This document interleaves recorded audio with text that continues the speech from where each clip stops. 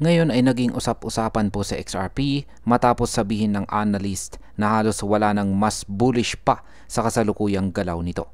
Ayon po sa analysis, nasa isang perfect breakout pattern sa XRP na madalas pangarapin ng mga traders. Kaya alamin po natin kung ano ang mga dahilan at kung gaano kalakas ang posibilidad ng mas malaking rally sa presyo ni XRP. Pero bago po tayo magpatuloy ay pakibasa na lamang po muna ang disclaimer dito po sa ibaba ng ating screen. Yan, ano po ba ang nakikita ng mga analysts sa chart ni XRP? Sa daily chart po ni XRP, malinaw po ang breakout pattern na nangyari.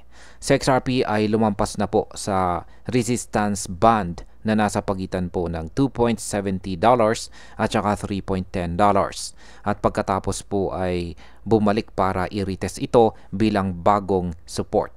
Ang ganitong pag-flip ng resistance tungo sa support ay sinyalis po na kontrolado ng mga buyers ang market. Posible pong magsimula ng panibagong malakas na pag-akyat ang presyo kapag nanatiling matibay ang support na ito.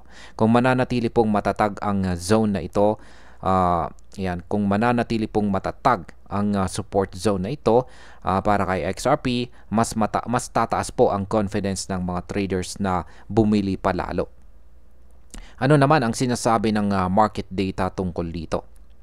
Sa ngayon na nasa $3.02 ang presyo ni XRP at malakas po ang on-chain activity at saka trading volume, nagmula ito sa mababang panahon ng consolidation bago nag-breakout. Ang ganito pong setup ay ideal para sa continuation po ng trend.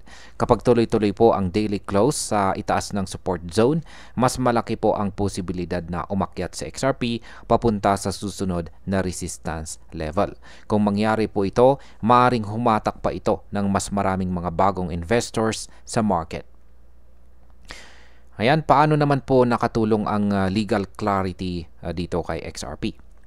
Matapos po ang matagal na kaso ng Ripple laban sa SEC, parehong partido ang nag-withdraw ng kanilang mga appeals at na-approve ito ng appellate court. Ibig sabihin ay tuluyan na pong sarado ang legal battle.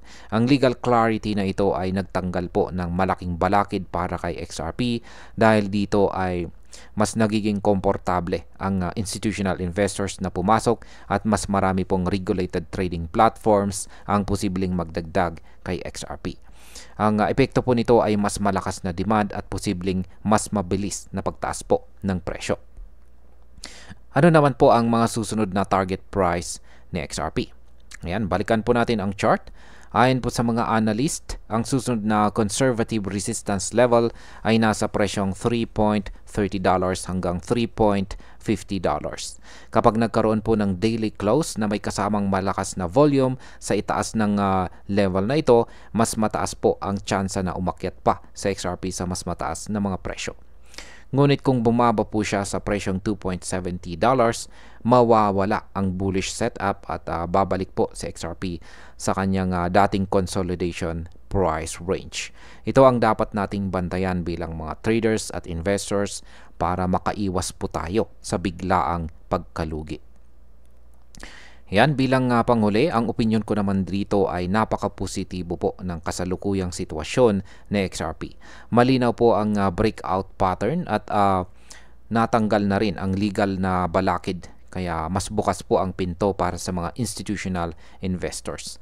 Habang nananatili pong matatag ang presyo sa green zone at may kasamang malakas na volume, posible itong maging simula ng mas malaking rally.